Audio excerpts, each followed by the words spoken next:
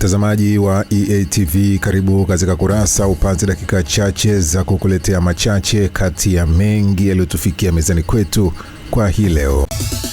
Tuanze kukupekulia kurasa kwa hili. Wakulima wa zao la tumbaku katika wilaya za Songea na Namtumbo mkoani Ruvuma wameiomba serikali kuangalia namna bora ya utoaji wa pembejeo ili kuongeza uzalishaji na kuleta tija kwa mkulima mmoja mmoja pamoja na taifa kwa ujumla. Wakulima hao wamesema changamoto kubwa inayowakabili kwa sasa ni ucheleweshwaji wa upatikanaji wa mikopo ya pembejeo, hali inayosababisha kudorora kwa kilimo cha zao hilo na hatimaye kuathiri uzalishaji, huku akiomba serikali kuweka utaratibu wa mikopo yenye masharti nafuu ili kuwainua kiuchumi wakulima na kuboresha maisha yao.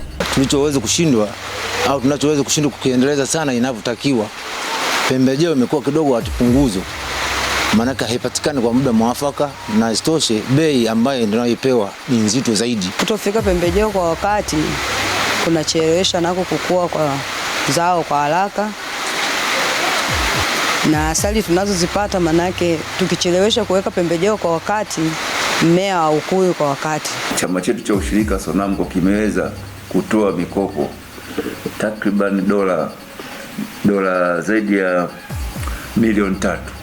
Tumetoa mkopo kwa wakulima, ambapo wakulima wetu waliweza kupata, tumewakopesha pembejeo za mbolea, tumewakopesha pembejeo za jafafa, lakini pia tumeweza kutoa zaidi ya bilioni 2 kwa ajili ya kuwezesha wakulima katika swala zima la kuni na pamoja na uvunaji.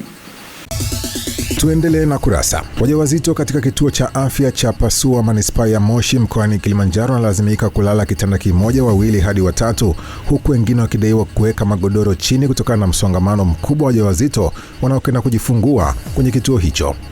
Wakizungumzia hali hiyo, baadhi ya wakazi wa kata ya Pasua wamesema kituo hicho kinahudumia wajawazito kutoka ndani ya manispaa ya Moshi, halmashauri ya Moshi vijijini na baadhi ya kata za wilaya ya Hai na wilaya Simanjiro mkoani Manyara, na wameiomba serikali kuongeza majengo kwa ajili ya huduma ya mama na mtoto ili kukabiliana na changamoto hiyo.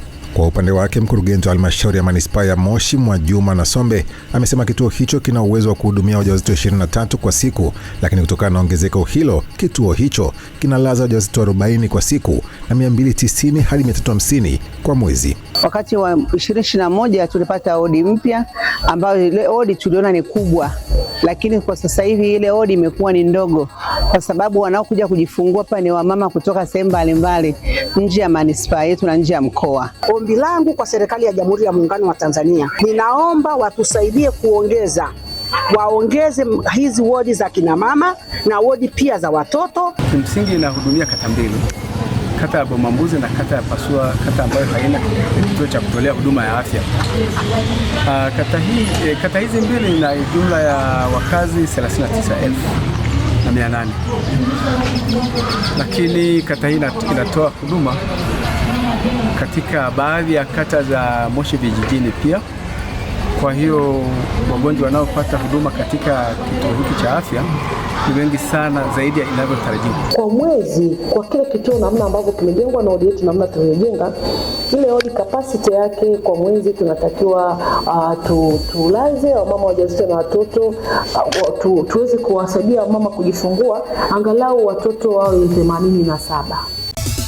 Tumalizie kurasa kwa hili. Pamoja na mvua zinazoendelea kunyesha, bado kuna baadhi ya maeneo mkoani Manyara yanakabiliwa na changamoto ya maji, hali inayolazima mamlaka husika kuingilia kati kunusuru wananchi wanaoathirika na athari za mabadiliko ya tabia nchi.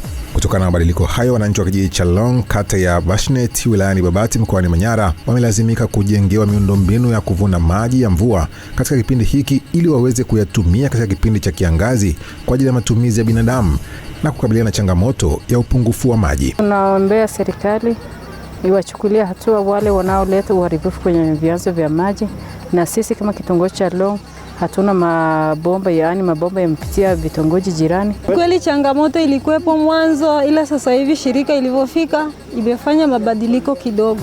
Mradi ambao unatekelezwa katika kijiji cha Long ambao unalenga kuvuna maji ya mvua ili kuongeza hifadhi ya maji katika kijiji kwa kutumia njia ya asili. Tumekufungulia na kukufungia kurasa kwa hayo machache kati ya mengi yaliyotufikia mezani kwetu kwa hii leo.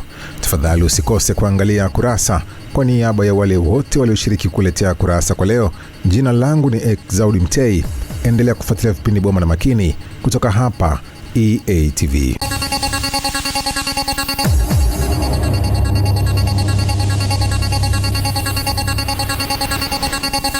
Kurasa.